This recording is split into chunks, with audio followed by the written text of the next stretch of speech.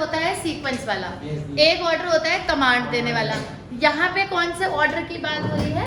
यहाँ पे दूसरे वाले ऑर्डर की बात हो रही है। प्रिंसिपल नंबर 8, हम किसके प्रिंसिपल्स पढ़ रहे हैं कुणाल? फ्योल। और फ्योल का प्रिंसिपल नंबर कौन सा है? 8। और प्रिंसिपल का नाम क्या है? ऑर्डर। क्या मतलब होता है ऑर्डर का? ऑर्डर ये कहता है, मैं 4 वर्ड्स लिखती हूँ, आप मुझे इसका मतलब बता देना। Everything and every person should be available at right time at right place। इसे पढ़ के एक एक बच्चा इसका मतलब बताएगा। हाँ जी दीक्षा। अमन एक काम कर दो, अब छोटा सा दरवाजा बंद कर दो, एसी की हवा भी खुल जाएगी। हाँ जी बताइए। Everything and every person should be available at right time at right place। हाँ जी कुणाल, मतलब ये हर चीज और हर हाँ बोलो, सही है, मैंने बोलो सही टाइम पे एग्जाम्पल। किसी इंसान की कोई जरूरत है तो वो वहाँ पे होना चाहिए। जैसे कई करिश्मा बाजार में जाओ तो वो जो होते हैं क्या होते हैं सेल्स पर्सन। जैसे कोई कस्टमर हो तो एकदम आए उन्हें सही टाइम हाँ अटेंड करें। चलो वेरी गुड, ओके। अभी हम ऑर्गेनाइजेशन के अंदर की बात कर रहे हैं, कस्टमर का रोल नहीं है फिलहाल। हाँ तो फिर क्या ऑर्डर क्या कहता है कि everything and every person. Everything का मतलब क्या होता है वंशिका? हर चीज। और एवरी पर्सन मतलब हर इंसान सही समय पर सही जगह पर होना चाहिए। जैसे फॉर एग्जाम्पल, आपके घर में अगर आपको अर्जेंटली मान लो शुगर चाहिए तो आप सबसे पहले कहाँ जाओगे? अगर घर के अंदर ढूंढ रहे हो तो कहाँ जाओगे? किचन में जाओगे ना। आपको बताएगा चीनी चाहिए तो चीनी की जगह कहाँ है? किचन में है। अगर मान लो किसी ने उठा के उसको बेडरूम में रख रखा है, ठीक है, आप उसे ढूंढ रहे हो, तो everything is not available at right place at right time. उससे कई बार काफी ज्यादा डिस्टर्बेंस भी हो जाती है। ऐसा ही ऑर्गेनाइजेशन में होता है। मान लीजिए स्टोर रूम है, तो स्टोर रूम क्यों होता है? रॉ मटेरियल को रखने के लिए क्या होता है? स्टोर रूम होता है। अब मान लो रॉ मटेरियल आया और किसी बंदे ने ना स्टोर रूम की जगह उसे ऑफिस में रखवा दिया। अब सुबह जब प्रोडक्शन स्टार्ट होगी तो मैनेजर उसको रॉ मटेरियल को मान लिया कहाँ पे ढूंढेगा? स्टोर रूम में। अब वो बंदा आएगा, फिर उससे पूछेंगे, फिर वो बताएगा कि नाना मैंने तो स्टोर रूम में नहीं वहां रखा था। ऐसे करते करते 2-3 घंटे क्या हो जाएंगे? दीक्षा वेस्ट हो जाएगी। तो अगर आप टाइम और रिसोर्सेज की वेस्टेज को बचाना चाहते हो तो everything and every person should be available at right time at right place. इसका एक और एग्जांपल है मेरे पास। जैसे आपके स्कूल में प्रिंसिपल सर होते हैं, तो प्रिंसिपल सर का एक प्रॉपर कैबिन होता है, वहीं पे वो बैठते हैं। आपके लिए टीचर्स हैं, या तो वो अपनी क्लासेस में होंगे या फिर वो स्टाफ रूम में बैठेंगे। ऐसे जगह क्यों बनाई जाती है कि यहीं बैठेंगे यहीं बैठेंगे? इससे क्या होता है कि अगर कोई डिसीजन लेना है तो वो बंदा वहां पे मिले। इसीलिए जो लोग हाई पोस्ट पे होते हैं उनको कैबिन दिया जाता है। कभी आप सोचो ऐसा क्यों होता है? जो लोग बड़े लेवल पे होंगे उनको हमेशा एक प्रॉपर जगह दी जाएगी कि भाई तू यहीं बैठियो, अगर तेरे से आज कोई भी डिसीजन लेना है तो तू एकदम यहाँ पे मिल जाए, क्योंकि अगर तुम नहीं मिलोगे तो दीक्षा डिसीजन लेने में क्या हो जाएगा? डिले हो जाएगा। क्लियर है मान्या? इसीलिए कहा जाता है कि everything and every person should be available at right time at right place. इससे क्या होगा? इट विल रिड्यूस, मैं आपके लिए भी लिख देती हूँ, it will reduce the wastage of, दोनों चीजें, वेस्टेज ऑफ टाइम और दूसरी चीज क्या है मान्या? रिसोर्सेज। और इससे तनीषा हम कैसे डिसीजन मेकिंग कर पाएंगे? हर्ष, इफेक्टिव डिसीजन मेकिंग। प्रिंसिपल का नाम बोलो, क्या है? ऑर्डर। क्या कहा फ्योल ने ऑर्डर में? Everything and every person should be available at right time. अगर बॉस है तो बॉस का कैबिन है, तो बॉस कहाँ मिलना चाहिए कुणाल? कैबिन में। अब वो घूम रहा है इधर उधर, अब हमें डिसीजन। अब जैसे एक एग्जांपल और हमारे पास, जैसे मान लीजिए कई बार स्कूल में आपको 8th पीरियड में बताते हैं कि भाई कल छुट्टी है, ऐसा होता है ना। कई बार आपके पास जो नोटिस आता है वो कब आता है? 8th पीरियड में। अब मान लीजिए सडनली पता लगा सुपरवाइजर्स को कि भाई कल की तो डीएम ने छुट्टी डिक्लेयर करी है, तो हमें अब परमिशन छुट्टी देने से पहले हमें किसकी लेनी है? प्रिंसिपल सर की। तो प्रिंसिपल सर ऑफिस में मिलने चाहिए। मान लो वो 15-20-25 मिनट मिले नहीं, इतने में तो छुट्टी हो गई, बच्चे घर चले गए, उनके साइन ही नहीं हुए, नोटिस ही नहीं बटे। तो हर चीज के लिए डिले हो जाएगा अगर हर इंसान और हर चीज अपनी जगह पर सही टाइम पर नहीं मिलेगी। तो ऑर्डर अपने आप में मान्य एक बहुत इंपॉर्टेंट प्रिंसिपल है। ये प्रिंसिपल हर हमारे घर घर में भी लगता है। जैसे कई बार हमारी मम्मी कोई चीज़ रख के भूल जाती है, फिर उसी को ढूंढती है, फिर डांटती अलग है, टाइम अलग वेस्ट करती है, फिर थोड़ी देर बाद वो मिल भी जाती है। तो अगर आपका टाइम भी वेस्ट होगा और कॉम्प्लिकेशंस भी बढ़ेंगी, लड़ाइयाँ भी बढ़ेंगी, अगर ऑर्डर वाला प्रिंसिपल फॉलो नहीं। ठीक है, अगर पापा आपके कई बार पैसे रख के भूल गए, फिर तुम्हें डांट रहे कि तूने उठा लिए होंगे जरूर, फिर थोड़ी देर बाद मिल गए, तो everything should be placed at a right place at right time. Clear है? करेंगे हरविंदर नोट। प्रिंसिपल नंबर अमन कौन सा है? ये 8। हम ना 2 मिनट ही रुकेंगे बस, फिर हम चल रहे हैं 9 पे, क्योंकि हमें 14 की 14 खत्म करना है। छोटे छोटे ही तो हैं, सारे छोटे। हाँ, ऐसा कोई बड़ा प्रिंसिपल तो है नहीं, बड़ी तो सिर्फ टेक्निक्स है। अब तक कुछ बड़ा था, अब तक छोटी छोटी बातें ही तो हैं। सेंट्रलाइजेशन, डिसेंट्रलाइजेशन, अथॉरिटी, रिस्पॉन्सिबिलिटी, ये हो गया हमारा ऑर्डर।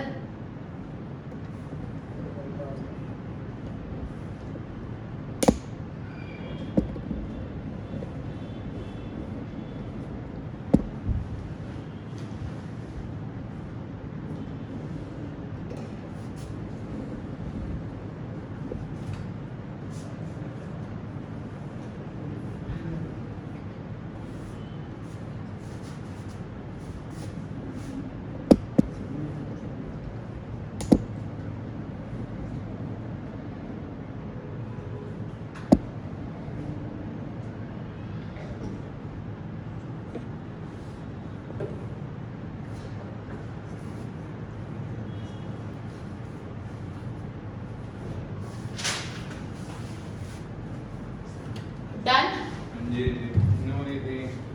कभी ये सोच रही थी? 1 सेकंड के अंदर हमारा हो गया।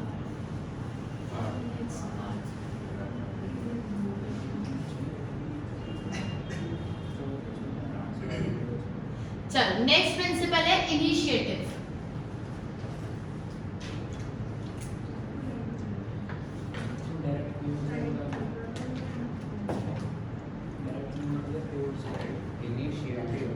क्या हुआ था? हाँ जी हाँ जी हाँ जी, इसका मीनिंग नहीं है। कुछ कुछ प्रिंसिपल्स में पहले मीनिंग है, फिर फ्यूल सेट है, और कुछ में डायरेक्ट बात है। ना ना, बस ऑर्डर बताएंगे सीधा कि ऑर्डर प्रिंसिपल ये कहता है, सिंपल। ठीक है दीक्षा? चलो, नेक्स्ट प्रिंसिपल है बेटा जी, प्रिंसिपल नंबर 9। और प्रिंसिपल का नाम है, नाम से आप बहुत कुछ बता सकते हो, बाकी आपका दिमाग है। हाँ भाई, तनीषा 2 पढ़ लेंगे एक साथ। कौन सा आयरन? ये रख दो अपना पेन वा। हाँ जी हरमिंदर, इनिशिएटिव क्या होता है? इनिशिएटिव वर्ड का क्या मतलब है? पहल। Very good. और आप आओ, और आयरन ऐसे नहीं बोलते कि इनिशिएटिव लो, इनिशिएटिव लो। हाँ, मतलब आगे आओ, और अपना इनिशिएटिव का एक छोटा सा मतलब होता है कि आप किसी भी एक्टिविटी में इन्वॉल्व हो। और इन्वॉल्व कब होगे? जब मान लें आप अपने क्या दोगे आ रहे सजेशंस। तो व्हाट इज इनिशिएटिव? अब एक 2 बातें हैं। अगर आप मैनेजर हो, ठीक है, ऑब्वियसली आप मैनेजर हो, तभी आप मैनेजमेंट पढ़ रहे हो। फिलहाल आप अपने आप को एक क्या समझ रहे हो? क्या समझ रहे हो? मैनेजर। तो बीइंग अ मैनेजर, क्या मुझे वर्कर्स पे इनिशिएटिव लेना चाहिए? ये क्वेश्चन। या बस तुम चुप रहो, जो मैंने कह दिया वही होगा? ऐसा? हाँ, लेना चाहिए। उससे क्या होगा? मतलब क्यों लेना चाहिए? ये बताओ। वो खुश हो जाएंगे? चलो, खुश होने के अलावा ये बताओ, वो तो खुश हो जाएंगे, मेरे को कोई फायदा है? सब समझ। हाँ, मतलब कोई कुछ बोले ना, धीरे बोले या तेज बोले, उसका वो कैसे भी बोले। हाँ, चलो दीक्षा बताओ। हाँ जी, आपसे शुरू करें। आइडियाज आएंगे, शाबाश। चलो आर्यन, नेक्स्ट। प्रोडक्शन रेट बढ़ जाएगा, गुड, सही बोल रहा है, जल्दी बोलो।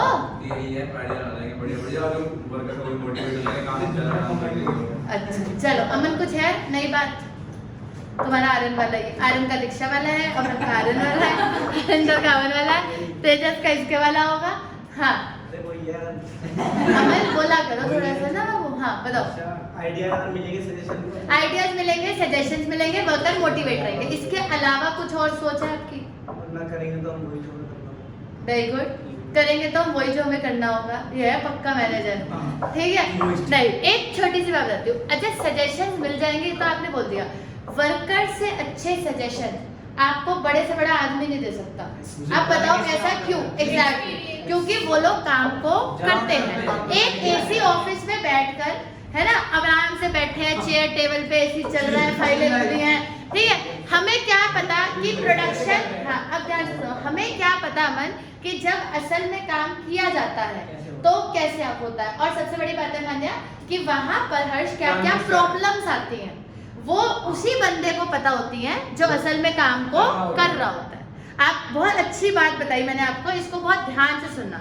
इनिशिएटिव जो होता है वो हर्ष बहुत इंपॉर्टेंट प्रिंसिपल होता है। हम तो यहाँ बैठे मजे से आ जाओ जी, आ जाओ, चेक काट देते हैं, आ जाओ ऑर्डर ले लो, लेकिन एक्चुअली में हमें ये नहीं पता है कि वर्कर वहां जब काम करता है तो उसको क्या दिक्कत आती है। वो हरमिंदर सिर्फ एक वर्कर को ही पता है। तो जब भी आप कोई डिसीजन लें तो अगर आप वर्कर को छोटा नहीं समझोगे खुद से और ये समझोगे कि ये मुझसे भी बड़ा है, क्योंकि प्रैक्टिकली काम कौन कर रहा है, ये कर रहा है, और आप उसकी सुनोगे और इनफैक्ट आप उसको इनकरेज करोगे। बहुत ध्यान से मेरी बातों को सुनना, उसके बाद आप बोलना मत। आप उसको क्या करोगे, इनकरेज करोगे कि वो वंशिका अपने क्या दे मुझको, वो आपको सजेशन दे रहा है तो आप उस पर कोई एहसान नहीं कर रहे, वो आप पे एहसान कर रहा है, क्योंकि आप उसे किस चीज के पैसे देते हो, काम करने के। काम करते गए पैसे देते हो, सैलरी देते हो, वो अपने सजेशन क्यों दे भाई तुमको? सजेशन के ही तो पैसे होते हैं। अगर आज के टाइम पे आपको कोई सजेशन देगा, आप डॉक्टर के पास जाते हो, डॉक्टर आपसे कंसल्टेंसी फीस ही तो लेता है कि भाई हमने तुझे बता दिया कि तुझे ये बीमारी है, उसी के ही तो पैसे हैं। तो अल्टीमेटली जब वर्कर्स आपकी ऑर्गेनाइजेशन में काम करते हैं तो आपको ये सोचना चाहिए, हर्ष पेन का आपका, अच्छा सुनो थोड़ा बताओ, तो आपको ये सोचना चाहिए कि आपको मान्य फ्री में सजेशंस मिल रहे हैं और आपको कोशिश करनी चाहिए कि आप ज़्यादा से ज़्यादा सजेशंस को लो। तो आपको पता चलेगा कि यार जब प्रैक्टिकली काम होता है हरमिंदर तो क्या क्या दिक्कतें आती हैं। वर्कर से अच्छे सजेशन आपको पूरी ऑर्गेनाइजेशन में कोई नहीं दे सकता, क्योंकि वर्कर ही एक्चुअली वर्क को करता है। तो वो आपको बता सकता है कि सर ये वाली मशीन नहीं, आप ये वाली लाओ। कुछ कंपनियां तो क्या करती हैं, जैसे उनका परचेज डिपार्टमेंट है, वो बड़ी से बड़ी मशीन जब लेने जाते हैं तो अपने वर्कर्स को साथ लेके जाते हैं, क्योंकि अल्टीमेटली मशीन को ऑपरेट कौन करेंगे, वर्कर्स। और उन्हें पता है ना कि पुरानी मशीन में क्या दिक्कत आ रही थी, मुझे क्या पता, मैं तो मैंने उन्होंने बोला कि मुझे इतनी यूनिट चाहिए, उसने बना के दे दी। अब अल्टीमेटली सारा चीज किसको पता है दीक्षा, वर्कर को। तो हमेशा you should encourage the suggestions of your junior. मतलब अगर आप मैनेजर हो तो आपको हरमिंदर हमेशा सबऑर्डिनेट्स के सजेशंस को लेना चाहिए। ये बातें आज आपको सुनने में अच्छी लग रही हैं, बट प्रैक्टिकली हम सभी है, हम हमेशा अपने से छोटे को छोटा ही समझते हैं। तू बताएगा मुझे क्या करना है, यही कहते हैं, तू बताएगा मुझे। तो अल्टीमेटली हम मुझे कहते हैं कि तू मुझे बताएगा क्या करना है, लेकिन जो बंदा आपसे सबऑर्डिनेट है वो अमन एक्चुअली में कई बार आपसे ज्यादा इंटेलिजेंट भी हो सकता है। तो किसी के भी सजेशंस को डिमोटिवेट नहीं करना चाहिए, हमेशा सजेशंस को क्या करना चाहिए मान्या, इनकरेज करना चाहिए। और उल्टा फ्योल ने तो ये भी बोला कि अगर आपको किसी का सजेशन अच्छा लगे तो बेस्ट सजेशन को क्या देना चाहिए, इससे अगली बार और वर्कर्स और अच्छे अच्छे आइडियाज ढूंढ के लाएंगे। आपने कहा ना कि भाई आइडियाज अच्छे तो भी लाएंगे, और सोचेंगे कि यार हम भी कुछ बताएं तो क्या पता हमारे ही सजेशन कंपनी को अच्छा लग जाए। अब जैसे आप लोग तो जैसे कहीं आप घूमने जाते हो, आपने देखा होगा, जैसे आप मैकडी जाते हो, डोमिनोज जाते हो, आजकल हर जगह एक कॉन्सेप्ट आ गया है कि हर काउंटर में ना एक कंप्लेन बॉक्स, सजेशन बॉक्स रख दिया जाता है कि आपके जो भी सजेशन है आप हमें दो। क्या पता आपके सजेशन से कल को वो कोई बहुत बड़ा प्रोग्रेस ही कर दे, क्योंकि कस्टमर का रिव्यू और ओपिनियन से ही कंपनी आगे बढ़ती है। अगर आप ये सोचोगे कि बस मैं तो आपकी ऑर्गेनाइजेशन कभी भी आगे नहीं बढ़ पाएगी। समझ में आया है? बताओ फिर आनंद, क्या नाम है प्रिंसिपल का? इनिशिएटिव। एक हम और ले लेते हैं, इधर आएंगे और ध्यान से सुनेंगे। छोटी छोटी बातें हैं, ये कोई इतने बड़े बड़े प्रिंसिपल्स नहीं है। क्या प्रिंसिपल है भाई, पढ़ो पढ़ो चाचा, पढ़ नहीं पा रहे ऐसा। ई स्पिरिट पढ़ा जा रहा तो पढ़ाओ फिर। डीकॉक्स, क्या नाम है प्रिंसिपल का? ई स्पिरिट डीकॉक्स। क्या इसका मतलब है, ऑब्वियसली होगा इसका, तो ई स्पिरिट का मतलब होता है टीम स्पिरिट। क्या मतलब होता है, बोलो हर्ष? Team spirit. मान्य डी का मतलब होता है नो, और कॉक्स का मतलब होता है कॉन्फ्लिक्ट।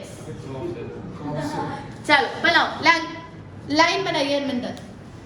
आज हरमिंदर को नींद आ रही, कोई एक आधा तो होता ही है रोज। हाँ, आज आर्यन हर जाग रहे तो तुम में आ गया हो। No conflicts in team. हाँ भाई बताओ, no conflicts and there should be team spirit. ये किसकी जिम्मेदारी है कि टीम स्पिरिट रहे?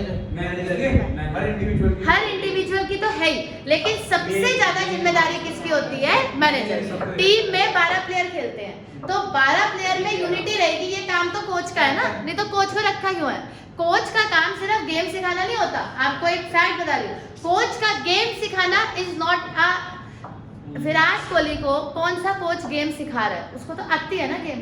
कोच का मेन काम ये होता है कि आपको टीम में क्या लेकर आना है? स्पिरिट। जब इतने बड़े बड़े प्लेयर्स खेल रहे हैं, नेशनल खेल रहे हैं, इंटरनेशनल खेल रहे हैं, तो उनके जो कोच है आज तक उन्होंने उतने रन नहीं मारे जितने उसने मार लिए, तो वो उसको क्या सिखा रहे हैं? नथिंग। बट सिखा क्या रहा है? कोच का एक सबसे, हमें लगता है कि कोच गेम सिखाता है, नहीं, कोच सिर्फ आपको ये सिखाता है कि गेम को दिमाग से कैसे खेला जाता है। फील्ड में कैसे खेलना है वो सबको आता है, वो सब खेलते हैं, उनको आता है, लेकिन कोच का ये काम होता है कि दिमाग से गेम को कैसे खेलना है, डिसीजन मेकिंग कैसे करनी है। सबसे बड़ी चीज क्या आ रहा है कि डिसीजन मेकिंग कैसे करनी है और सारी टीम को एक साथ लेकर कैसे खेलना है। ये सबसे बड़ी बात होती है कि सारी टीम को एक साथ लेकर कैसे खेलना है। कई बार आपने, जैसे हम आपको एक क्रिकेट का एग्जांपल दे देते हैं, जैसे मान लीजिए काफी कम बॉल्स पड़े हैं और कोई बैट्समैन बैट कर रहा है, अब उसकी टीम स्पिरिट है ये कि वो ये सोचेगा कि यार जिसने मेरे बाद में आना है ना, शायद वो इस बॉलर को इजीली हैंडल कर पाएगा, शायद वो रन बना लेगा। तो कई बार आपने ये भी देखा होगा मैचेस में कि बैट्समैन खुद भी आउट हो जाता है, क्योंकि वो ये सोचता है कि शायद मैं वो नहीं कर पा रहा हूँ, बॉल्स कम है, रन ज्यादा है, तो let's give chance to next player, क्या पता वो कर ले, और क्या पता वो, मतलब ऑब्वियस सी बात है। तो ऐसा भी करा जाता है, इसको आर्यन क्या बोलते हैं? टीम स्पिरिट बोलते हैं। जरूरी नहीं है कि सब कुछ आपको ही करना है, ऐसा कुछ जरूरी नहीं होता। हमेशा आपको वर्क कैसे करना होता है प्रणव? टीम में वर्क करना होता है, दूसरे को चांस देना पड़ता है। जैसे अगर हम, जैसे फॉर एग्जांपल जैसे हम बास्केटबॉल खेलते थे, तो उसका एक बड़ा छोटा सा एग्जांपल है, जरूरी नहीं है कि हर बार बास्केट मुझे ही रिंग में मारनी है, ऐसा कोच कहीं नहीं लिखा। लेकिन जब कोई नया बच्चा खेलने आता है ना बास्केटबॉल, तो जैसे लगता है ना बास्केट तो मैं ही मारूंगा, चाहे कुछ हो जाए, चाहे हम हार जाएं, लेकिन डिपेंड कर, आपको टीम के साथ खेलना है, अकेले नहीं खेलना। अगर मेरे आगे कोई प्लेयर मुझे ऑफेंस कर रहा है, तो मैं दूसरे को बॉल दे दूं, वो रिंग पे मार दे, ठीक है, वो जो बास्केट लगी वो लगी मेरी वजह से, लेकिन पॉइंट किसका हो गया? उसका, कोई बात नहीं, क्योंकि हम किस में खेल रहे हैं? टीम में। इसी को टीम कहते हैं। एग्जैक्टली। और मैनेजर अमन आपको क्या सिखाता है? Team spirit. टीम स्पिरिट के बारे में सोचेगी, मैं सोचेगी यार मेरी तो वाह हुई नहीं, वहां से यहाँ तक तो मैं लाया बॉल को, बास्केट इसने कर दी, कोई बात नहीं, क्योंकि आप अकेले नहीं खेल रहे हो, आप किस में खेल रहे हो? टीम में। टीम जीतेगी तो आप जीतोगे, अगर आप बास्केट कर भी दोगे तो टीम तो हारी जाएगी, क्या फायदा होगा? तो इसलिए आपको हमेशा टीम में खेलना होता है। यही मैनेजर आपको आर्यन सिखाता है कि टीम स्पिरिट पे विश्वास करो, लड़ाई झगड़े से आपको कुछ भी मिलने वाला नहीं है। और इसका एक बहुत अच्छी लाइन इस प्रिंसिपल के अंदर फ्योल ने दी है, इतनी अच्छी लाइन है कि वो लाइन ही फेमस है, वो भी मैं आपको बता देती हूँ। फ्योल ने कहा था कि हर मैनेजर को आई वर्ड को हमेशा वी से सब्स्टिट्यूट करना चाहिए। वी से यूनिटी आती है और आई से आती है इंडिविजुअलिटी। मैं, आई मीन्स मैं, मेरा रिजल्ट अच्छा जाना चाहिए, मेरे इंस्टीट्यूट का रिजल्ट ही खराब होना चाहिए। तो अगर मैं आपको ये बोलूंगी तो आपका ऐसा लगेगा दीदी को तो अपनी पड़ी है, तो अपने आप ही कर लो आप। तो अगर मैं आपको ये बोलूंगी कि Aman we have to perform better, हमें एक साथ चलना है, तो ऑटोमेटिकली हरमिंदर हमारे बीच में यूनिटी आ जाएगी। अस भी बोल सकते हैं, बट अस से ज्यादा वी चलता है, अस बस, ठीक है। तो ज्यादा क्या चलता है आर्यन? वी। तो व्हाट डज फ्योल सेड अमन कि I word should be substituted with we, and the most important thing, everybody should be equal in the eyes of the manager। Manager की आईज में सब लोग क्या होने चाहिए? इक्वल। ये बात हम मान्य ऑलरेडी इक्विटी में भी पढ़ के आए हैं कि मैनेजर की आईज में सब बराबर है। आपको अपने आप को कुनाल, जैसे मैं हूँ, तो अभी मुझे ये नहीं देखना कि नहीं यार ये बच्चा तो नहीं है, तो मुझे, जैसे मान लीजिए आजकल को हम किसी बड़ी ऑर्गेनाइजेशन में मिलते हैं, कई बार जैसे आपके टीचर्स ही हैं, मान लो वो तब ये सोचे कि नहीं यार इस बच्चे ने तो ना स्कूल में मेरे साथ बदतमीजी करी थी, ऐसा नहीं होता है।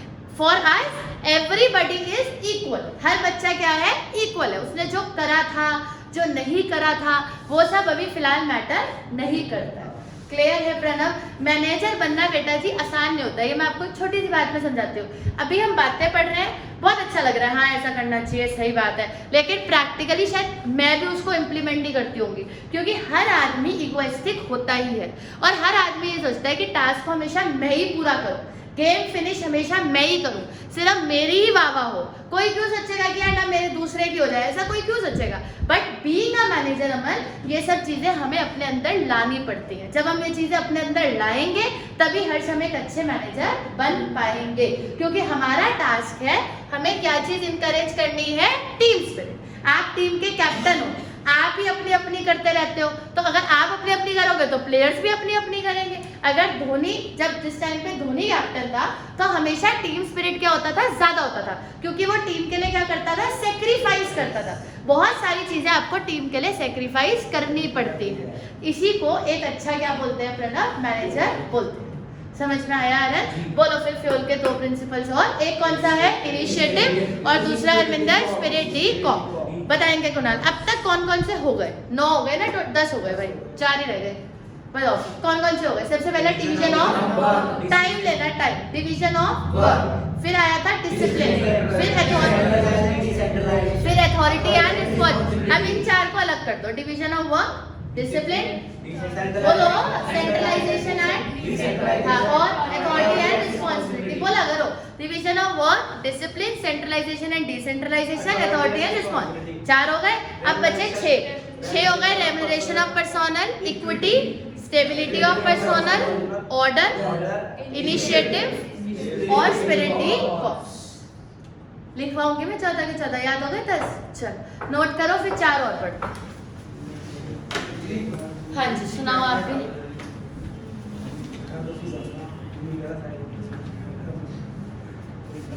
प्लीज साइड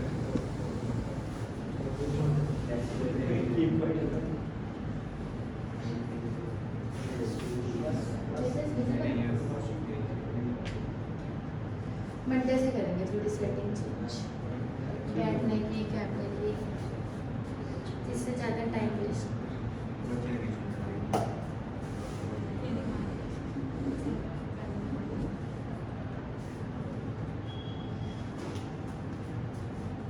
क्लियर है तनिषा? हाँ जी बताओ बताओ।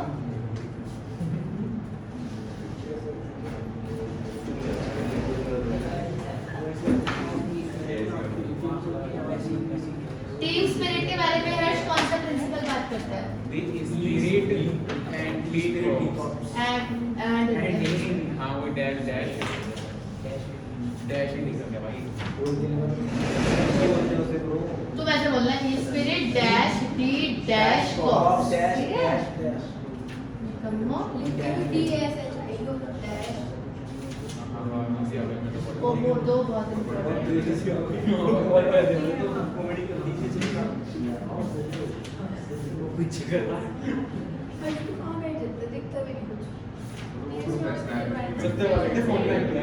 जरा अपने ये सब खोलने का।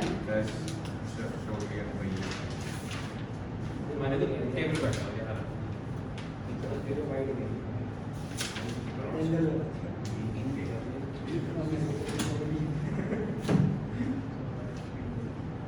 अब वो वाला प्रिंसिपल उठाएंगे जो सबसे ज्यादा आता है पेपर में, यूनिटी ऑफ कमांड। वो बड़ा होगा, बड़ा नहीं है, लॉजिकल है।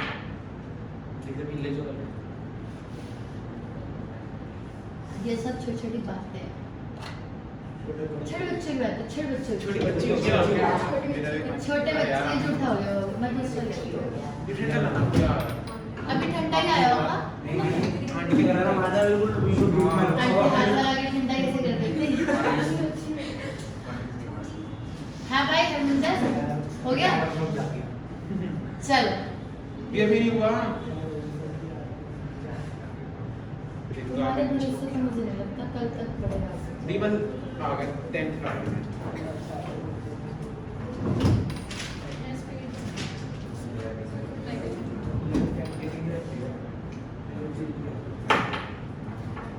मान्या वंशिका पार्टनरशिप का रिवीजन थोड़ा सा ले लेना ब्रेक में, ठीक है? नहीं तो आगे कुछ समझ नहीं आएगा। तो जरा सही है 5-10 मिनट में समझा देंगे आपको। ठीक है, हाँ भाई बढ़े आगे। यूनिटी ऑफ कमांड, ये तो फास्ट फास्ट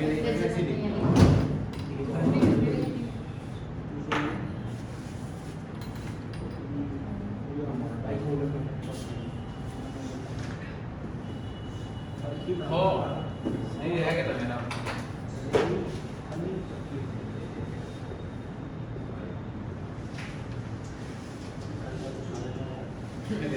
चलो आप साथ साथ लिखना मत। हो सकता है कि अमन 11th-12th में टाइम निकल जाए, 13th 14th आज ना आए, तो ये मत सोचना है कि सारे आज ही करने हैं। आज सिर्फ सुनने पे ध्यान दो। हरमिंदर सुनिए, क्या प्रिंसिपल का नाम बताओ क्या पहले तो? यूनिटी ऑफ कमांड, ठीक है। बहुत ध्यान से सुनना है, ये सबसे ज्यादा आता है ये, और एक इसी का ही एक्सटेंडेड वर्जन है, तो प्लीज ध्यान से सुनिएगा। बताइए कुणाल, प्रिंसिपल का नाम क्या है? Unity of command. पहले आप बताओ कि व्हाट इज कमांड। जब कोई किसी को क्या देता है? इंस्ट्रक्शन, ऑर्डर देता है। अभी वाला जो ऑर्डर था वो तो हो गया सिस्टमैटिक ऑर्डर में रखो। और दीक्षा ये वाला जो कमांड है, कमांड का मतलब है जब कोई किसी को क्या देता है? इंस्ट्रक्शन, ठीक है। जब कोई किसी को इंस्ट्रक्शंस देता है, यूजुअली एक ऑर्गेनाइजेशन में जो सुपीरियर होता है वो सुपीरियर सबऑर्डिनेट को कमांड करता है। इसमें तो कोई गलत बात नहीं है। ऐसा तो नहीं होता कि सबऑर्डिनेट सुपीरियर को करे। सुपीरियर किसको कमांड देता है? सबऑर्डिनेट को, और सबऑर्डिनेट उसकी बात को अमन फॉलो अप करता है। ऐसा ही होता है हर ऑर्गेनाइजेशन में। तो सुपीरियर सबऑर्डिनेट को इंस्ट्रक्शंस देने का काम करता है। यूनिटी ऑफ कमांड क्या कहता है? यूनिटी ऑफ कमांड कहता है कि सबऑर्डिनेट को इंस्ट्रक्शंस देने वाला, बहुत ध्यान से सुनना, ये भी सीधा फ्योल सेट ही है, ये फ्योल ने ही कहा है। क्या कहा है फ्योल ने? कि जब सुपीरियर सबऑर्डिनेट को इंस्ट्रक्शंस दे तो there should be only one superior. मतलब एक ही सुपीरियर एक सबऑर्डिनेट को इंस्ट्रक्शंस देगा। वन सुपीरियर होगा और वन ही क्या होगा? Subordinate. One superior one subordinate. इससे ऐसा क्यों कहा है फ्योल ने? और इसमें कौन सा बहुत बड़ी बात है? बड़ी बात यह है कि अगर आपको बहुत सारे सुपीरियर्स इंस्ट्रक्शंस देंगे तो अल्टीमेटली आप हर्ष क्या हो जाओगे? कंफ्यूज। एग्जैक्टली किसकी सुने और किसकी ना सुने। हरमिंदर नींद से बाहर आके इधर फोकस करो भी अकाउंट्स की भी क्लास है, ठीक है जी। अगर रोज ही सोते रहेंगे तो फिर सोते ही रह जाएंगे। बताओ, वन सुपीरियर और अमन एक तरफ क्या है? One subordinate. One superior one subordinate. अगर एक से ज्यादा सुपीरियर इंस्ट्रक्शंस देंगे तो सबऑर्डिनेट क्या हो जाएगा? तेजस कंफ्यूज है। किस चीज से अमन कंफ्यूज हो जाएगा? कि वो किसकी सुने, किसकी पहले सुने। कोई वो ना नाराज हो जाए, कहीं वो ना नाराज हो जाए। जैसे आप लोगों के साथ ही है, ज्यादा बड़े लेवल पे क्या जाता है, आप ट्यूशन भी पढ़ते हो, स्कूल में भी जाते हो। कहीं बार ट्यूशन टीचर अलग पढ़ाता है और स्कूल टीचर अलग पढ़ाता है, तो अल्टीमेटली आप कंफ्यूज आते हो कि यार ये तो अलग कह रहा है, वो तो अलग कह रहे थे, वो कह रहे वो गलत है, वो कह रहा वो गलत है। तो अल्टीमेटली आप कंफ्यूज हो जाते हो। इसीलिए प्रिंसिपल का नाम क्या रखा गया? Unity of command. कि एक ही सुपीरियर एक सबऑर्डिनेट को इंस्ट्रक्शन देगा जिससे कि सबऑर्डिनेट बिल्कुल भी कंफ्यूजन ऑफ वर्क ना हो। There should be Manya no confusion of work, जिससे कि बिल्कुल भी confusion पैदा ना हो। बट जब फ्योल ने ये प्रिंसिपल दे दिया, थोड़ा अटेंशन ना अपने आप लाना, हमें आपका नाम लेने की जरूरत ना पड़े। आवाज तेज है, बोर्ड आपको दिख ही रहा है, तो खुद जागो। हाँ भाई बताओ। वन, ये इसी में आ गई मैं। तो वन सुपीरियर वन सबऑर्डिनेट। जब फ्योल ने ये प्रिंसिपल दे दिया तो किसी ने उनसे पूछा कि आपने प्रिंसिपल तो बना दिया वन सुपीरियर वन सबऑर्डिनेट, लेकिन every time do you think कि एक सबऑर्डिनेट को एक सुपीरियर अगर इंस्ट्रक्शंस देगा तो ऐसे तो बहुत सारे सुपीरियर लग जाएंगे, है ना।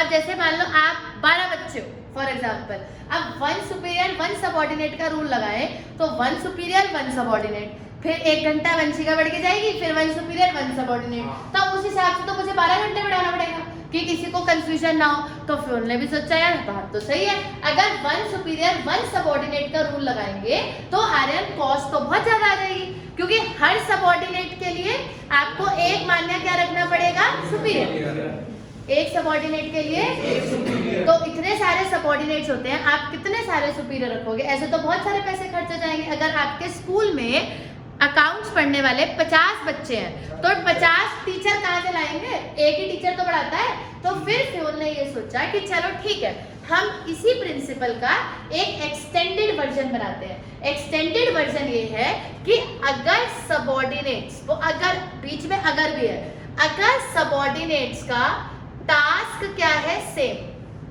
अब आप बताओ, अगर सबऑर्डिनेट्स का टास्क क्या है वंशिका? सेम। जैसे आप सबकी पढ़ाई आर्यन क्या है? सेम। आप सबको कॉन्सेप्ट क्या पढ़ना है? सेम। पेपर एक ही बार देना है एंड में? सेम। सबका पेपर भी आएगा सेम। तो योर टास्क इज सेम। तो अगर सबऑर्डिनेट्स का टास्क सेम है तो मान लिया उन सबऑर्डिनेट्स का क्या बना दिया जाएगा? ग्रुप। उन सबऑर्डिनेट्स का क्या बना दिया जाएगा? ग्रुप। और उस ग्रुप ऑफ सबऑर्डिनेट को कौन इंस्ट्रक्शन देगा? One superior. समझ आया मान्या? इससे होगा क्या अपन? इससे अवॉइड होगा डुप्लीकेशन ऑफ वर्क।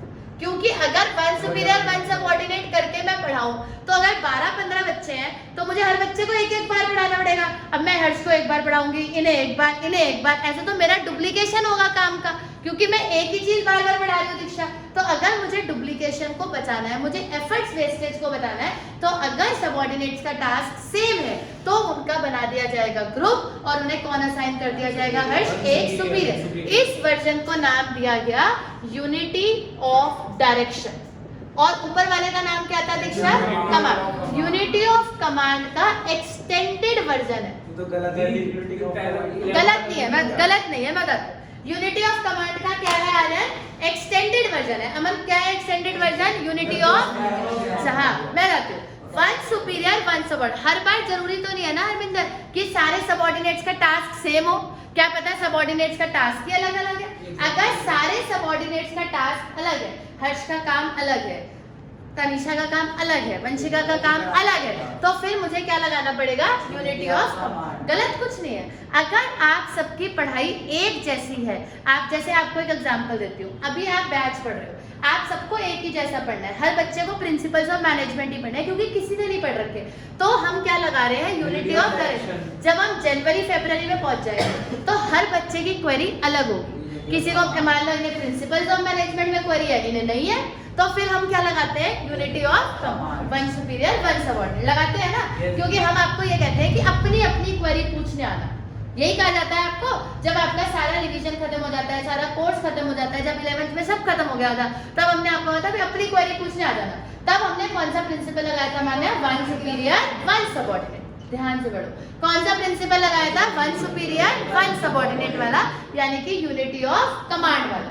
हमने ये सोचा कि अब हमें कंफ्यूजन तो किसी को कुछ है ही नहीं, तो जिस बच्चे को अपना अपना पूछना है आ जाओ। लेकिन अभी आप सबको एक ही जैसा पढ़ना है, तो हम कौन सा प्रिंसिपल लगा रहे हैं? Unity of direction. वेस्ट कुछ नहीं है। मान लो मैं क्वेरी क्लास ले रही हूँ अमन, और मैंने यूनिटी ऑफ डायरेक्शन लगा दिया, वो ज्यादा वेस्ट है। अब आप सब बैठे हो, इसे डाउट है, पूछ रहा है, आपको तो है ही नहीं, आपको आता है, आप खाली बैठे। आपने कहा मैं क्या करूँ? बैठे। हाँ तो मेंशन किया ना, अगर टास्क सेम है तो ऑब्वियस सी बात है कि वहाँ किसकी बात हो रही है? At different task. वो भी तो यही कह रहा है कि अगर सबऑर्डिनेट्स का टास्क क्या है, आर्यन सीधे बैठिए, सेम, तभी कौन सा प्रिंसिपल लगाया जाएगा? Unity of direction. आज आप लोगों का टास्क सेम है, जनवरी फरवरी में आप लोगों का टास्क सेम नहीं होगा, क्योंकि किसी बच्चे को किसी टॉपिक में डाउट होगा, किसी को किसी और टॉपिक में डाउट होगा। तब हम कौन सा प्रिंसिपल लगाएंगे?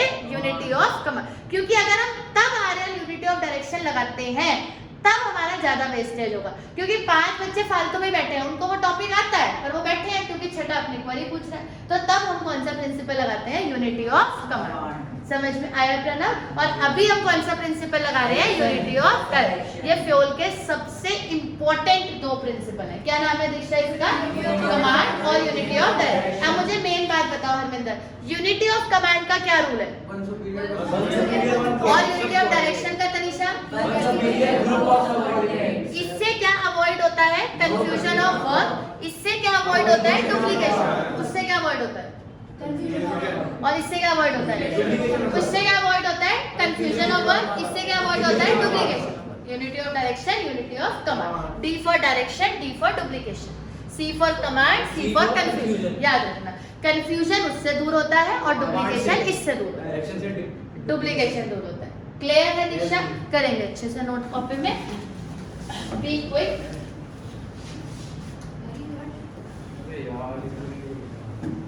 बेटा जी आप में से जो भी 2-4 बच्चे हैं, थोड़ा